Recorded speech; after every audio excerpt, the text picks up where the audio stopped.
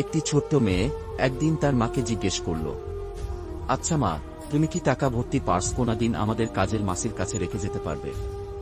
মা ঠোঁটে লিপস্টিক লাগাতে লাগাতে বলল, টাকা ভর্তি পার্স? আর কাজের মাসির কাছে? কখনো না।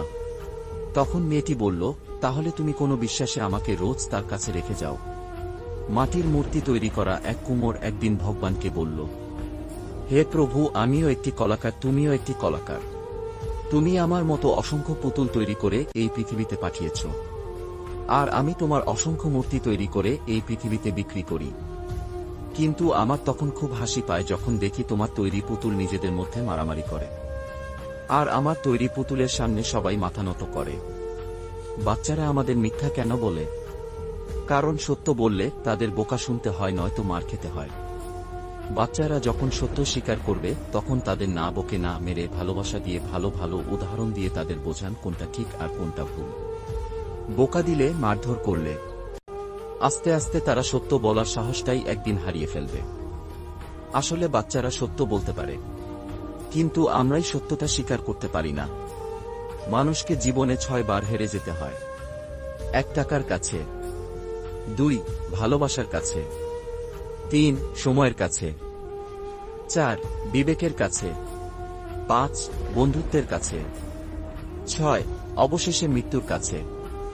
জীবনের 5টি সত্যি। 1 মায়ের থেকে বেশি কেউ ভালোবাসে না। 2 গরিবের কোনো বন্ধু হয় না। 3 সম্মান তারাই পায় যাদের টাকা আছে। 4 এখন মানুষ মন থেকে নয়, সুন্দর মুখ দেখে ভালোবাসে। 5 যেই মানুষটি নিজের হয় সেই মানুষটি কষ্ট দেয়।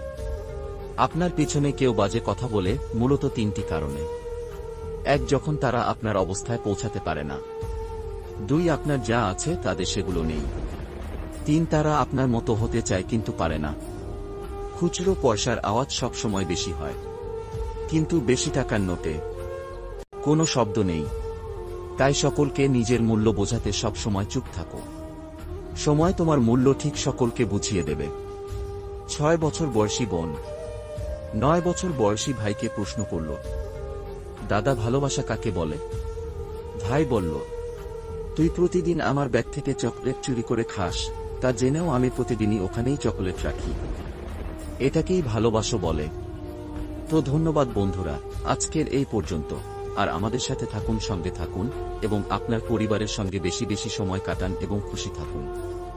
ধন্যবাদ।